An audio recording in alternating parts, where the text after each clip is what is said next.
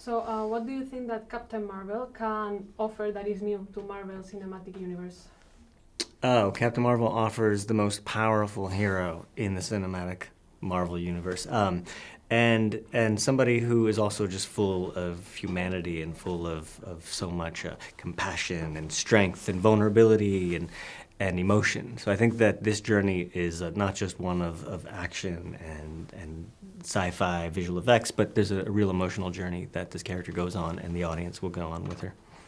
Um, Female superheroes are often sexualized, and I was pleasantly surprised to see that is not the case for Captain Marvel. So, how did you address this issue? Did you talk about it with Brie or?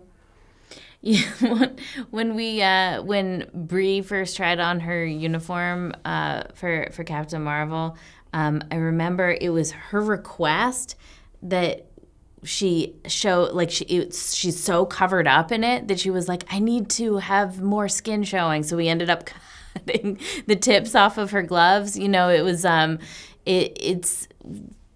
it felt like we wanted to tell a story about a warrior, and it didn't make sense to have her, you know, wearing a leotard.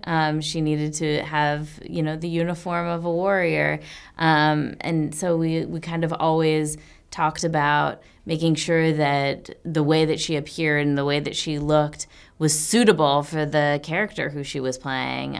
She's playing a space warrior, and then her human past is an Air Force pilot. She didn't need to be made up insanely, and she didn't need to be, you know, showing a lot of skin that wasn't part of the story we were telling. How did you manage to keep balance and make a feminist movie without making it the center of the central subject?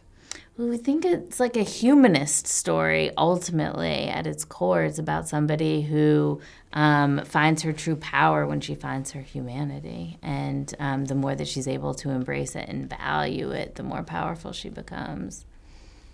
Yeah, I think it's a story about self-discovery and empowerment and just getting in touch with your humanity. I think I just said the same thing she said. It's okay. It's been a long day. And we're very jet-lagged. At some point of the movie, the Skrulls are compared to refugees. So there's a lot of real-life issues dealt in the movie. So what do you think that is the most powerful message of the film? Well, I think the powerful message for me is, yes, you touched on the refugee thing as well, and immigration and how we perceive those issues. But I think it's also a character who is able to look inside herself and learn as the movie goes on, and she learns from her mistakes, and she grows. And I think that being able to overcome her self-doubt and show both her strength and her vulnerabilities and embrace all of what humanity has to offer. I think that's really the message of the movie, is embracing not just what we perceive as the good in us, but also the things that we try to avoid, the things that we don't like about ourselves. Yeah, we grow from our failures.